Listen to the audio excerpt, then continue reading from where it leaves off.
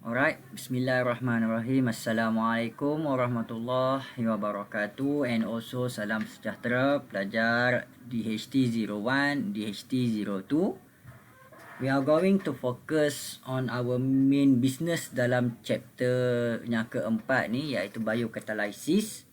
Kita dah diperkenalkan dengan tindak balas dalam metabolisme badan. Tindak balas metabolisme badan ni adalah satu tindak balas yang penting untuk menjalankan fungsi untuk kehidupan. Seperti mana yang kita tahu, the metabolic reaction ada dua jenis. Yang pertama catabolic reaction, yang kedua adalah anabolic reaction. And all the chemical reaction yang berlaku ini, metabolic reaction ini berlaku, harus dilakukan dalam keadaan yang pantas. Jadi untuk mempercepatkan, to speed up the rate of the reaction, kita perlukan satu bahan, satu molekul utama yang kita namakan sebagai enzyme.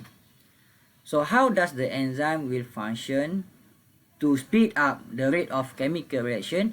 Semua orang tahu bahawa the enzyme will speed up the rate of chemical reaction by lowering the activation energy. Jadi kita tengok bagaimana enzyme structure and their function. An enzyme will form a complex. Jadi untuk menjalankan tindak balas ini, enzyme will form a complex. So highlight perkataan complex. Enzyme will form a complex with its substrates as a follow. So enzyme, this is the enzyme with their active site, and then this is a substrate. When the enzyme and the substrate bind together, they will form enzyme substrate complex. Dengan terbentuknya enzim substrate kompleks, maka pelbagai tindak balas akan berlaku di sini, dan perkara ini adalah sangat penting supaya enzim substrate kompleks ini will convert the substrate into the products. So the products will be released. Jadi perkara yang paling penting untuk terbentuk, untuk menukarkan substrate kepada produk, adalah dengan pembentukan enzim substrate kompleks terlebih dahulu. Jadi bagaimana enzim ini menjalankan fungsinya untuk speed up the rate of chemical reaction by lowering the activation energy? Dia harus memenuhi beberapa properties utama. Yang pertama sekali adalah most of the enzyme are globular protein. So perkataan most ini adalah perkataan yang penting untuk kita nyatakan dalam kenyataan ini ya. So kita utamakan bahawa enzim ini dibina daripada globular protein. Hanya beberapa bahan protein seperti ribosome yang dibina daripada RNA molekul. Enzim is a organic catalyst. Yang seperti yang kita nyatakan tadi bahawa dia bersifat organik, di mana penting untuk increase the rate of the chemical reaction. Dia mempercepatkan tindak balas ya. So ini adalah perkara yang penting untuk dinyatakan. Yang ketiga adalah enzim is highly specific. So perkataan highly juga ada satu perkataan yang penting untuk kita tahu. They are highly specific for the particular substrate sahaja.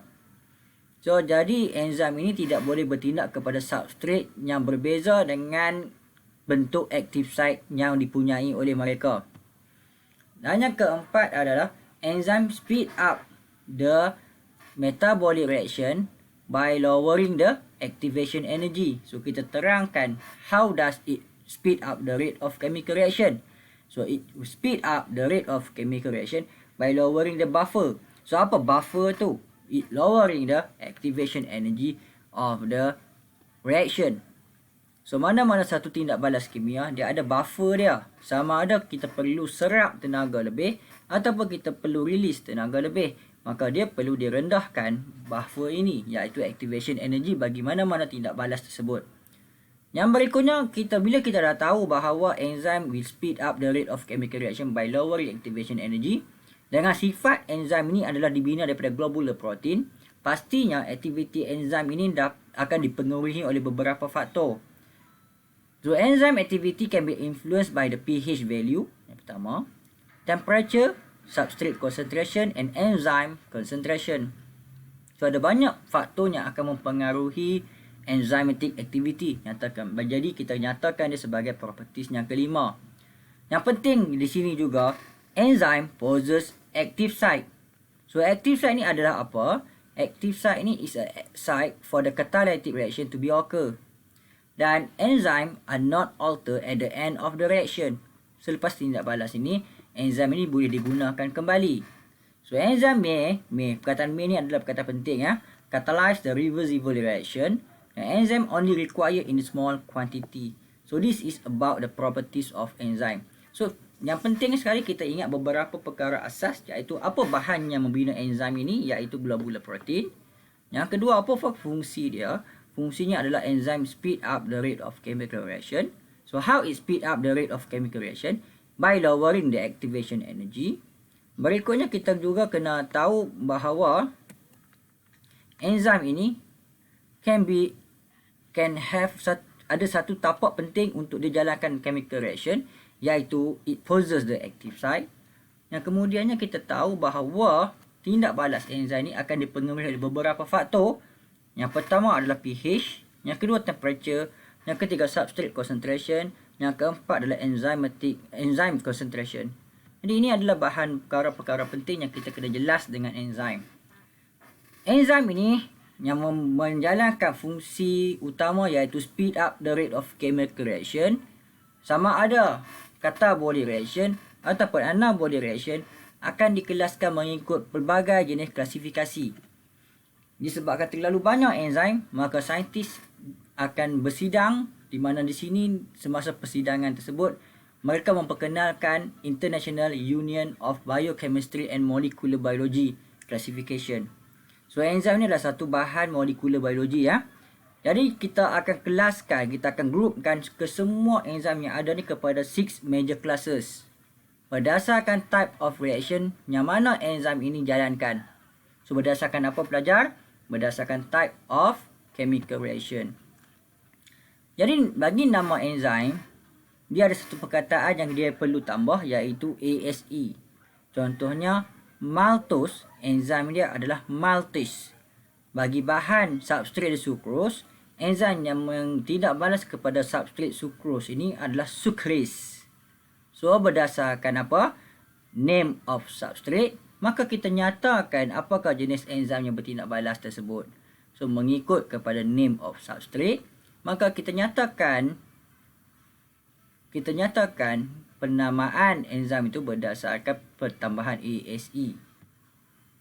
So yang pertama sekali kita akan fokus kepada jenis enzim, class of enzim yang pertama, iaitu oxidoreductase. Okey, oxidoreductase. Perkataan S kat belakang ni wajib ada ya. Dia bukan tambah saja-saja, dia memang ada S dalam penamaan. Jadi kalau kamu lupa letak S kat belakang ini, salahlah jawapan kamu dalam peperiksaan. So oxidoreductase ni adalah satu class of enzyme yang penting untuk menjalankan redox reaction. Dalam sekolah dulu kamu dah belajar tentang redox reaction, maka kamu tahu redox reaction ni melibatkan oxidation dengan reduction. So apakah jenis tindak balas dia ni? It catalyze transfer of electron and hydrogen atom between the molecule. So contoh-contoh enzim ni adalah dehydrogenase dan oxidase. Class of enzim yang kedua selain daripada redox reaction ni adalah transferase. Nama kelas pun transferase, maka function dia yang paling asas sekali adalah catalyze transfer of chemical group.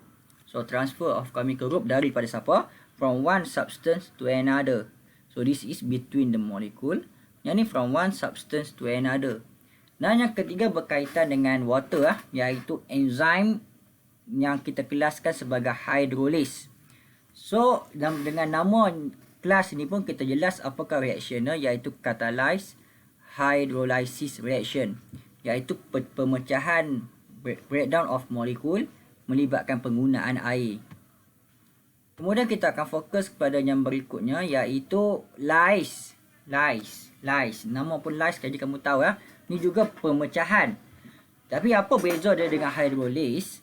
This is involve catalyze breaking of the chemical bond without addition of water. So yang ni adalah proses pemecahan tanpa melibatkan addition of water. Dan yang kelima, kelas yang kelima adalah isomerase. Nama pun isomerase, iaitu isomer. Jadi apa fungsi apakah fungsi class of enzyme seperti ini? It will catalyze the rearrangement of atom. So isomer ni adalah bentuknya mirror antara satu molekul dengan molekul yang nampak sama, tapi di proses perubahan daripada satu isomer ke satu isomer ni adalah proses penyusunan semula. So it involve a catalyze the rearrangement of the atom within a molecule. So satu molekul ni kita susun semula, convert from one isomer to another. Dan yang keenam, ligase ni ikat. So the reaction is catalyze the formation of a bond. Between two molecules using the energy derived from breakdown of ATP. Jadi fahamkan perkara-perkara berkaitan dengan classification of enzyme ini. Jadi kita dah bincangkan bagaimana enzyme bertindak. The enzyme will react to speed up the rate of reaction by lowering activation energy. Dan saya sebut activation energy ni adalah macam satu buffer ya. Satu halangan kecil untuk buat tindak balas ni supaya lebih cepat. Maka apakah yang kita faham dengan buffer, iaitu activation energy ni? Activation energy ni adalah is a amount of energy that reactant ni adalah substrate ya, reactant must absorb. Highlight perkataan absorb before a chemical reaction will be start. So sama ada tindak balas ini adalah catabolic reaction ataupun ia adalah anabolic reaction, pada peringkat awal substrate as well as reactant mesti absorb sedikit energi dulu, baru dia boleh buat chemical reaction ini, sama ada catabolic ataupun sama ada anabolic. So this is the energy supaya boleh melakukan keadaan di mana reactant ni jadi unstable. Dia adalah satu tenaga yang diperlukan untuk menjadikan reactant ataupun substrate ni unstable. So dia absorb dulu energi, dia jadi unstable, barulah dia akan buat sebarang tindak balas, sama ada tindak balas pemecahan ataupun tindak balas yang membesarkan molekul. So kalau catabolic, from the complex molecule jadi yang simple. Kalau yang anabolic, dia akan menjadikan satu molekul yang lebih besar ya. So this is activation energy. So highlight perkataan must absorb, garis perkataan chemical reaction will be start. So in the presence of enzyme, it will lower the activation energy. Ya, it will lower the activation energy. So activation energy ni adalah satu energy yang mana substrate atau reactant must be absorbed. Kalaulah dia tinggi, maka difficulty untuk breaking the bond adalah tinggi. Kalau activation energy ni rendah, maka difficulty untuk break the bond juga adalah rendah. So apabila dia molekul ini ataupun substrate ini absorb the energy, maka dia akan meningkatkan aras tenaga bagi substrate.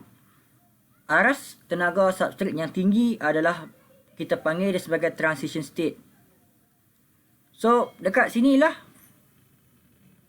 favorable microenvironment yang penting untuk reaction itu berlaku akan disediakan. Maka pada peringkat transition state, enzim dan substrate ni akan bind together untuk membentuk kompleks yang betul kita bincangkan tadi, enzim substrate complex. Dekat sinilah energi tersebut absorb dan dia akan break the bond untuk memulakan tindak balas tersebut. So yang kita lihat, ini adalah substrate A, B, C, D. Untuk jadikan dia produk, yang pertama sekali substrate ni akan absorb the energy. Tenaga yang diabsorb ini dinamakan sebagai activation energy untuk menjadikan situasi substrate itu berada pada aras tenaga yang tinggi. Nampak tak ni? Ini aras tenaga rendah, aras tenaga tinggi. Pada aras tenaga tinggi ini dikatakan substrate ini bind kepada enzim, membentuk enzim substrate complex. Dekat situlah favorable microenvironment yang sesuai untuk tindak balas akan dilakukan. Kemudian apabila dia berlakukan tindak balas tersebut, maka the bond ni akan broken down. Dia akan membentuk new bond.